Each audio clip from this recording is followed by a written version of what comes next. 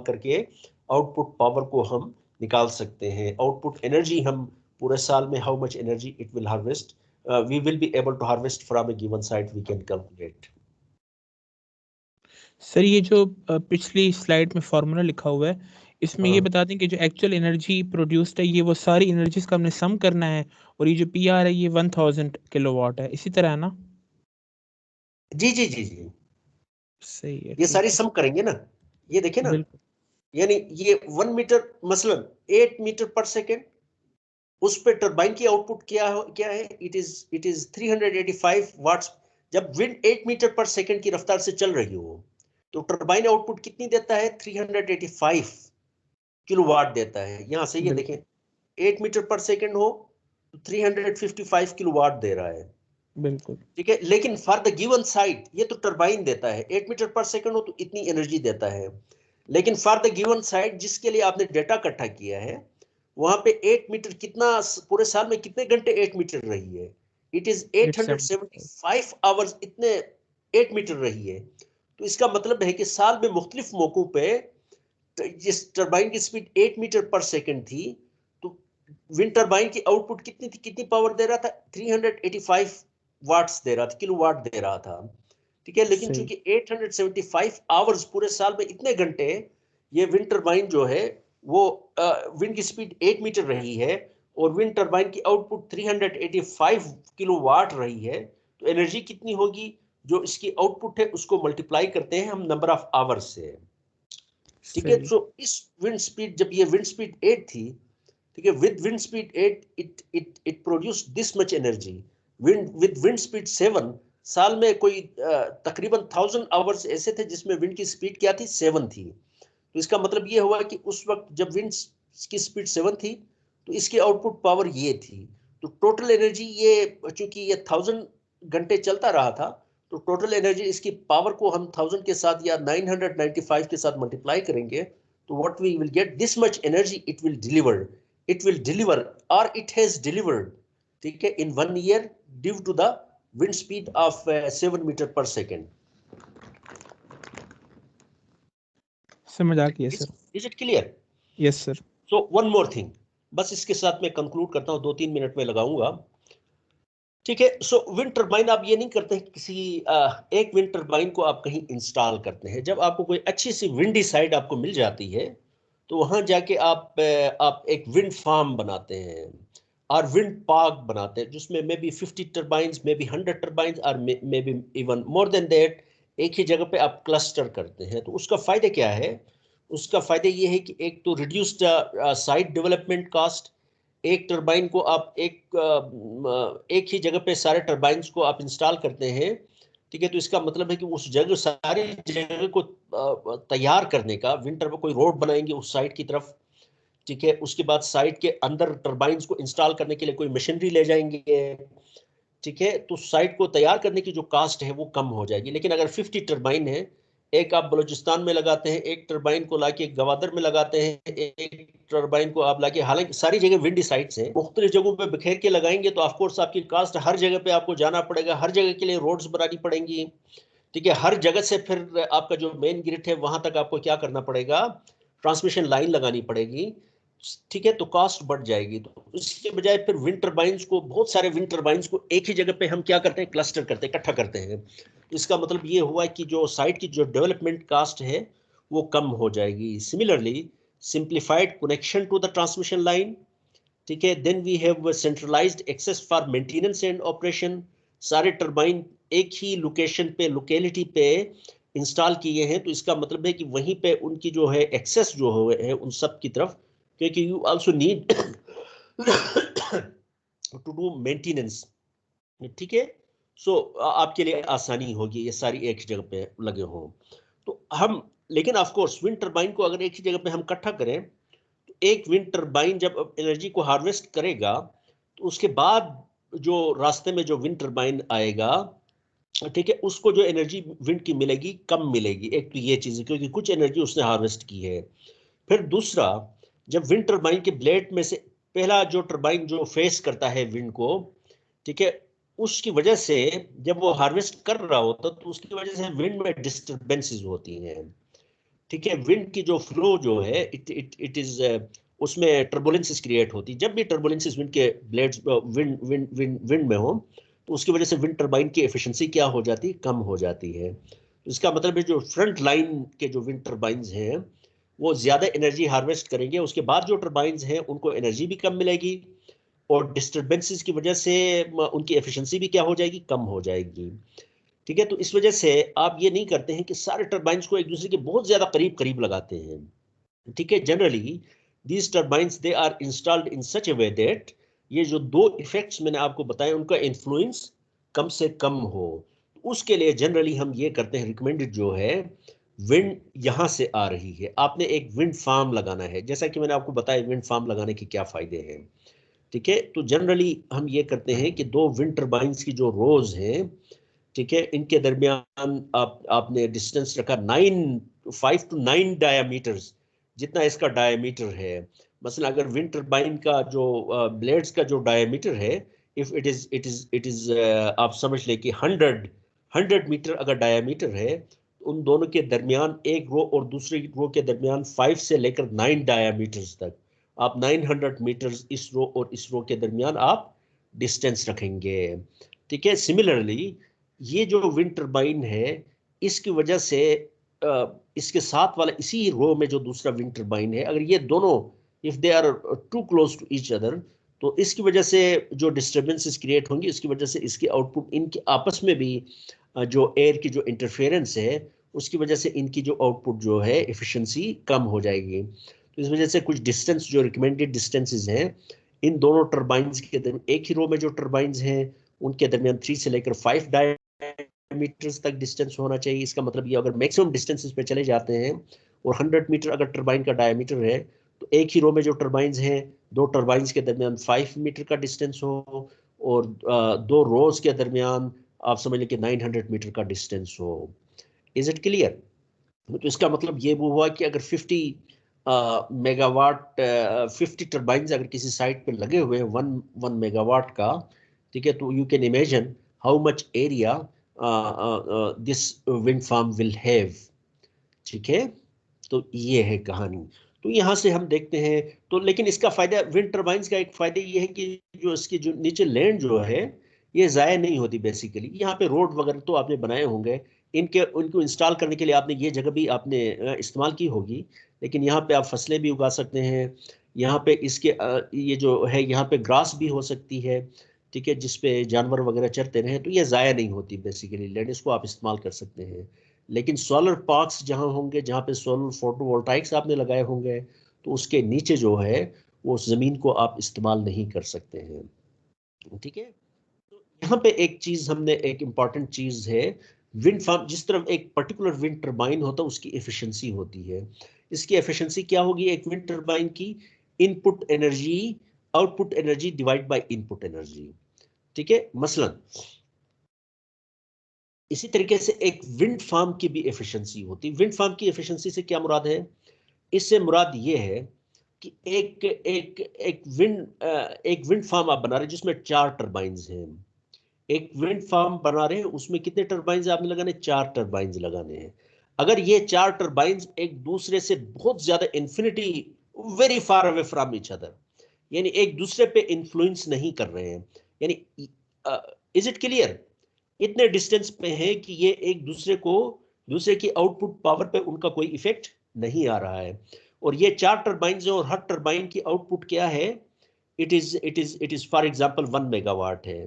तो टोटल इन 4 टरबाइंस की आउटपुट क्या होगी?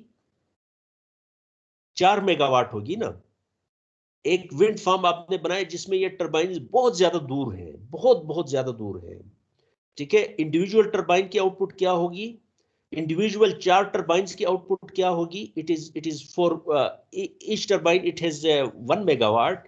अगर 4 ये मेगा। विंड फार्म में लगाते हैं और बहुत ज्यादा दूर हैं और एक दूसरे की पावर को इन्फ्लुएंस नहीं कर रहे हैं, तो इन जो विंड फार्म होगा उसकी आउटपुट कितनी होगी? It will be 4 megawatt. Yes sir. Individual turbines जो उनकी आउटपुट क्या है? अगर ये इन्फिनिटी 1 मेगावाट। डिस्टेंस एक दूसरे से दूर है 4 मेगावाट होगी।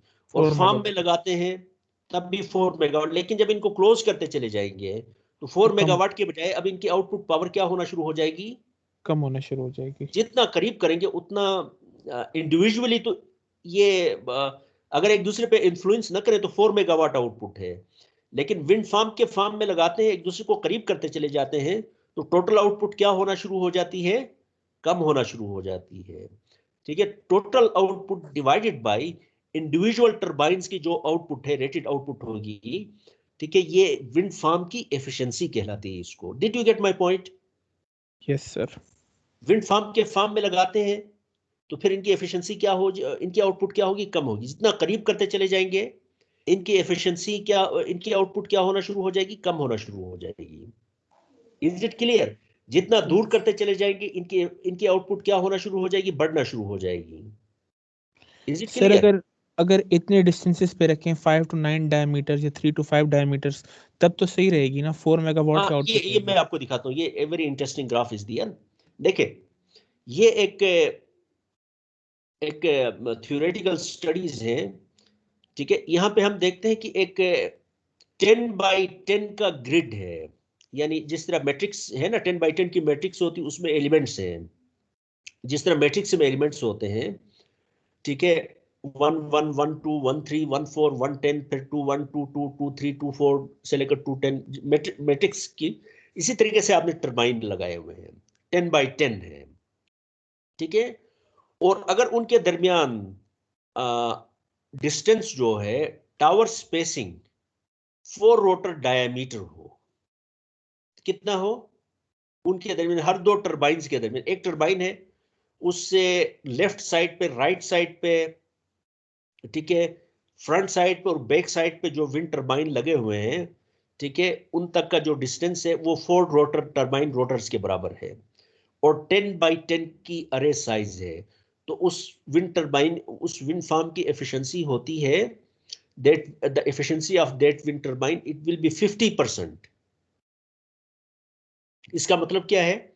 इंडिविजुअल विंड टरबाइंस अगर तो ये बहुत ज्यादा दूर होते, एक दूसरे पे इंफ्लुएंस ना करते, तो जितनी एनर्जी आउटपुट दे सकते थे उसके मुकाबले में जब उनको 10x10 की ग्रिड में रख ले, ठीक है, और 4 डायमीटर्स एक दूसरे से अवे हो, तो वो only 50% of that energy that they produce. Is it clear? ये बात यस समझ सर, गए? बिल्कुल। ठीक है, लेकिन अगर डिस्टेंस फिर मैं बढ़ाना शुरू कर दूं तो उनकी आउटपुट एनर्जी, फिर आउटपुट क्या होना शुरू हो जाती? बढ़ना शुरू हो जाती है। ये देखें, ये बढ़ गई, यानी तकरीबन 62% उनकी एफिशिएंसी हो गई। और 9 रोटर डायमीटर्स पे ले जाऊं तो ये तकरीबन 80% तक, 90% तक इंडिविजुअल। 10x10 का मतलब ये है कि ये 100 टर्बाइंस हो गए ना। ठीक है, 100 टर्बाइंस अगर तो विंड इन्फ्लुएंस, और ये हम एज्यूम करते हैं कि ये 1 मेगावाट के हैं, तो 100 टर्बाइंस की आउटपुट अगर ये विंड को डिस्टर्ब ना करते, और टर्बाइंस की इंस्टॉलेशन का जो अगले टर्बाइन की एनर्जी की आउटपुट पे कोई फर्क ना पड़ता, तो ये सारे के 10x10 टर्बाइंस क्या, कितनी एनर्जी, कितनी पावर देते हैं? 100 मेगावाट देते हैं। लेकिन अगर ये 9 रोटर डायमीटर अवे लगा दें ग्रिड की सूरत में, और दो टर्बाइंस के दरमियान डिस्टेंस 9 रोटर डायमीटर के बराबर हो, तो आउटपुट पावर 100 मेगावाट के बजाय कितनी मिलती है? We will get it 90 megawatt लेंगे, 100 मेगावाट हमें नहीं मिलेगी, क्योंकि वो जो एक टरबाइन एनर्जी हार्वेस्ट करता है और उसकी वजह से जो टर्बुलेंसेस क्रिएट होती हैं, उसकी वजह से ओवरऑल जो विंड फार्म होगी उसकी एनर्जी आउटपुट क्या होगी? कम होगी। और जो एनर्जी आउटपुट है वो इंक्रीज हो जाएगी जब रोटर डायमीटर हम बढ़ाते चले जाएं। जब 9 से आप ज्यादा करेंगे तो ऑफकोर्स जितना आप ज्यादा करते चले जाएंगे उतना विंड फार्म की आउटपुट एनर्जी बढ़ती चली जाएगी। लेकिन उसका नुकसान क्या है? इसका नुकसान ये है कि एक तो आपकी लैंड बहुत ज़्यादा इस्तेमाल होगी, और सेकंड, लैंड को आपने प्रिपेयर करना है, रोड्स बनाने हैं, ठीक है, उस पर कास्ट होगी। फिर जो तीसरा फैक्टर है, जो केबल्स जिनकी मदद से आप विंड फार्म से आप एनर्जी को क्या करते हैं, उसमें से कनेक्ट करते हैं ग्रिड के साथ, और ये अगर बहुत बड़े एरिया में फैले हुए हों तो वहाँ से जो ट्रांसमिशन और वहाँ से जो एनर्जी को इंडिविजुअल विंड टर्बाइन से लेके किसी पर्टिकुलर लोकेशन तक ले जाने की कास्ट फिर क्या होगी? बढ़ जाएगी। ठीक है, तो फिर आपके पास ऑफ कोर्स आप ये नहीं कर सकते इनको बहुत ज्यादा दूर डिस्टेंस पे रखें, जिससे इसकी एफिशिएंसी 100% हो, उसके बजाय फिर of course there will be a compromise. सारी कास्ट्स आप देखेंगे, उसके बाद फिर आप डिसाइड करेंगे कि किस कौन सी एफिशिएंसी है जिस पे आप you will have the best results. ठीक है, अगर 8x8 हो, नंबर ऑफ टर्बाइंस को हम कम करें, तो ऑफ कोर्स हम देखते हैं कि इसकी एफिशिएंसी इंप्रूव हो जाती है। इवन 4 डायमीटर्स पे 10x10 ग्रिड के मुकाबले में 8x8 की ज़्यादा एफिशिएंसी है। और 2x2 का मतलब है कि एक स्क्वायर है, उसके 4 कोनों पे आपने लगाए हैं। ठीक है, एक एक टर्बाइन लगाया है, टोटल 4 टर्बाइंस है। इवन 4 रोटर डायमीटर्स पे उनकी एफिशिएंसी 80% है। ठीक है, और 9 रोटर डायमीटर्स पे फिर भी ये कोई 100% तक नहीं पहुंचती है, इट इज समवेयर इन 95%। ठीक है, 100% के लिए आपको फिर आप ये समझ लें कि रोटर्स को बहुत इतना ज़्यादा दूर ले जाएं, उसकी वजह से जो इन्फ्लुएंस है, ठीक है, एक दूसरे का, वो उन पे ना आए। लेकिन बहुत ज़्यादा दूर ले जाने का मतलब ये है कि आपको लैंड की प्रिपरेशन है, और इतना ज़्यादा दूर अगर ले जाएंगे, लैंड का यूज़ है, ठीक है, और इतनी ज़्यादा दूर ले जाएंगे तो शायद वो जो विंड की स्टेटिस्टिक्स हैं, जिस जगह पे आपने विंड का डेटा इकट्ठा किया था, जगह उसके तब्दील हो जाए, वो भी शायद बिल्कुल कम विंड हो, और वहाँ पे कोई पहाड़ी इलाका हो, या कोई लैंड का लैंडस्केप कुछ इस किस्म का हो कि वहाँ पे कोई बहुत ज़्यादा आप एनर्जी हार्वेस्ट ना कर सके। तो अल्टीमेटली जाके आपको कहीं कोई कंप्रोमाइज़ करना पड़ेगा, और कुछ कम एनर्जी पे आपको क्या करना पड़ेगा, कनात करनी पड़ेगी। Did you get sir my ये पॉइंट? सर ये 2x2 वाले की एफिशिएंसी इतनी ज़्यादा कैसे है? इनकी स्पेसिंग ज़्यादा है एज कम्पेयर नहीं टू नहीं 10 नहीं क्रॉस। नहीं, देखिए ना, 10x10 का मतलब ये है ना कि मसला ये, इसको आप स्क्वायर लेना। ये जो यहाँ पे जो क्या कहते हैं, तो ये ग्राफ जो है, इसको अगर मैं यहाँ से शुरू कर दूं, देखें, इसको आप ले ले, एक टरबाइन यहाँ पे लगा हुआ, एक यहाँ लगा हुआ, एक यहाँ लगा हुआ, एक यहाँ लगा हुआ, एक यहाँ लगा हुआ, ये ग्रिड समझ ले। डिड जी you sir, get my point? जी सर, ये बिल्कुल। ग्रिड है, ये ग्रिड है, यहाँ पे टरबाइन लगे हुए हैं, ये जो क्रॉस, जहाँ पे एक दूसरे को ये लाइनें क्रॉस कर रही हैं, यहाँ पे ग्रिड लगे हुए हैं। ठीक है, 4x4 का मतलब एक यहाँ पे, एक यहाँ पे है, एक यहाँ पे है, एक यहाँ पे है। इज इट बिल्कुल। क्लियर? यस अगर सर। मैं इसको फर्दर बढ़ा दूं, एक यहाँ पे लगा दूं, अब देखें यहाँ पे जो लगा हुआ है 4x4 का मतलब ये है कि इस टर्बाइन से इस तरफ नहीं है। ठीक है, लेकिन 6x6 का करूं तो एक यहाँ पे भी लगा होगा, एक यहाँ पे भी लगा होगा, इस टर्बाइन के यहाँ पे भी और यहाँ पे भी। तो ये वाला और ये वाला इसको भी इन्फ्लुएंस कर रहे होंगे। सही। ठीक है, तो इस वजह से फिर 8x8, 10x10, 10x10 का मतलब है यहाँ दरमियान में बहुत सारे टर्बाइंस लगे हुए, उनके आसपास जितने टर्बाइंस, वो सारे इसकी पावर को इन्फ्लुएंस कर रहे हैं। बात समझ गए ना? तो जितना बिल्कुल। आप कम करते चले जाएंगे, 2x2 का 80% है, उसके बाद फिर यहाँ पे इसके इर्द गिर्द मजीद लगाना शुरू कर दें, तो इनकी जो आउटपुट पावर है वो भी डिस्टर्ब होगी, और इनकी वजह से जो साथ जो आपने लगाए उनकी पावर आउटपुट भी कम हो जाएगी। उसके फर्दर इर्द गिर्द और लगाएंगे, तो जो बिल्कुल दरमियान में है, उनकी जो पावर जो होगी, आउटपुट पावर, बाकी जो इसके इर्द गिर्द जितने भी लगाए उनकी वजह से कम होगी, और आसपास जितने भी उनकी वजह से, फिर इनकी वजह से फिर उनकी भी पावर आउटपुट कम होगी, एंड सो ऑन। थोड़ा सा इमेजिन करें, इसको अपने जहन में लें, इसको अपने सोचे, एक मैट्रिक्स के अंदर जो है टर्बाइंस लगे हुए हैं, और फिर आपको थोड़ा सा समझ आना शुरू हो जाएगा। समझ आ गई है sir. Is it clear? So yes this sir. Is enough for today. Inshallah, tomorrow and the day after, next in 2 lectures we will finish this, और उसके बाद फिर हम पावर जो है एनर्जी स्टोरेज सिस्टम्स की हम बात करेंगे, उसके बाद फिर हम इंशाल्लाह कंक्लूड करेंगे इंशाल्लाह। Okay, thank you very much, thank you very much. Okay sir, अस्सलाम अल्लाह हाफिज़। वालेकुम। कितने हैं आज?